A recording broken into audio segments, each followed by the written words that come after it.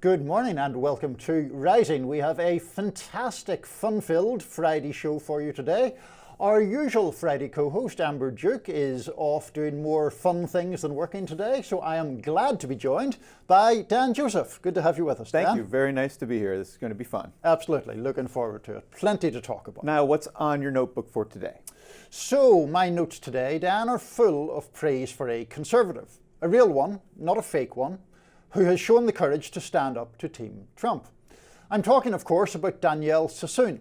Sassoon is a former law clerk for the late Supreme Court Justice Antonin Scalia, a member of the Federalist Society, and someone who, less than 2 weeks ago, wrote a Wall Street Journal op-ed blasting former President Biden for the commutations he issued as he left office.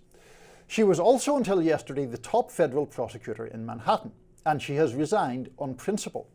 In doing so, she has shown the kind of values that deserve the highest credit.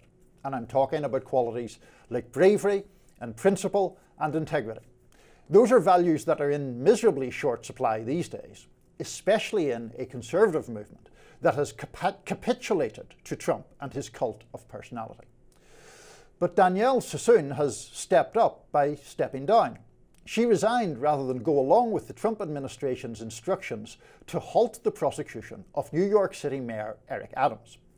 Adams was, of course, indicted in September on charges of bribery, wire fraud, and accepting illegal campaign contributions. And since then, he has opportunistically sucked up to Trump. He got his reward earlier this week when Trump's acting Deputy Attorney General Emil Bove instructed prosecutors that they were, quote, directed to dismiss the charges against the mayor. Now, perhaps Bove's name sounds familiar, and that's probably because he was the lawyer who defended Trump, unsuccessfully, in the Stormy Daniels hush money case. But back to Eric Adams. He denies the charges against him, and of course he was entitled to his day in court. His trial had been set for April. But we won't get to see that now because Adams has become a kind of useful Democrat for Trump and his allies.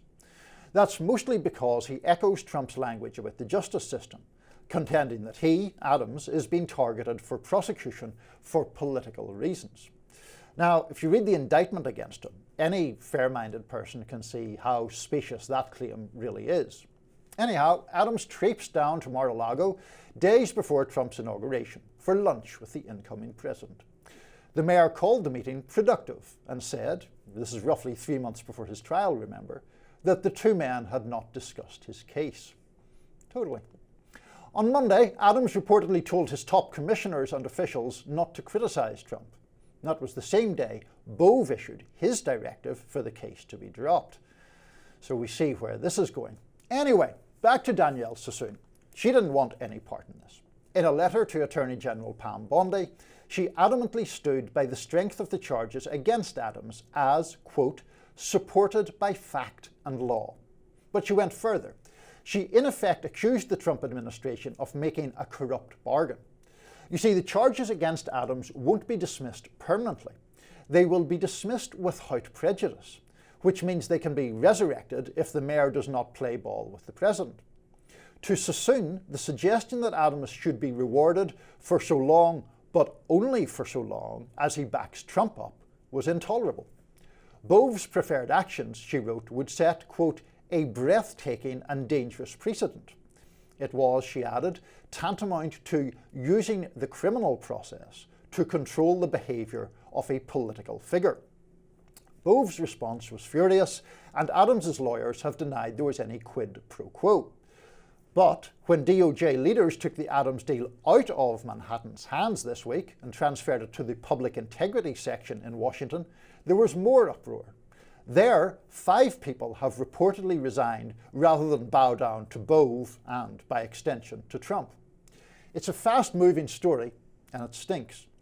To be fair, some Conservatives have raised their voices to praise Sassoon. Sarah Isgur, a Justice Department spokesperson during Trump's first term, though now a critic, tweeted in part that every DOJ lawyer should be proud of what she stood for today, which was nothing less than the rule of law.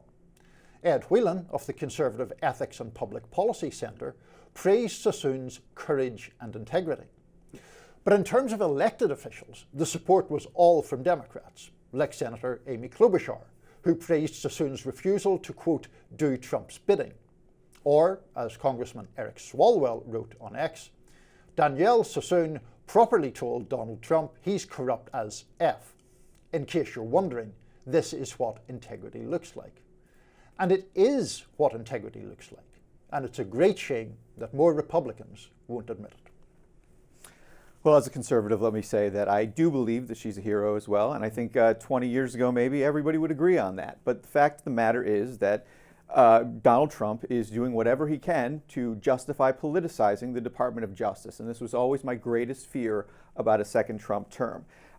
It's been the use of the DOJ for political purposes, never a good thing. But at the same time, Trump justifies it by saying, well, they did it to me, so therefore I can do it to them. Now, I suppose that's debatable whether you really believe that the documents case and the January 6 cases were politically motivated. I tend to believe that they were justified in many ways. They were two pretty bad things that Trump is accused of doing here.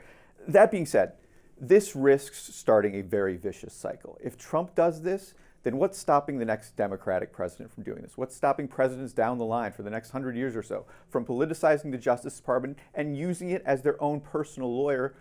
We don't want that. That's going to hurt everybody. Right. And I think this is, I agree with what you just said for a start, and I think it's to the credit of principled conservatives that they make that point. I mean, small c conservatism was, I think, in large part animated by the realization that norms and traditions do exist for a reason, and to have those broken down to facilitate individuals' wishes, individuals' presidents' wishes or individuals' politicians' wishes, is problematic.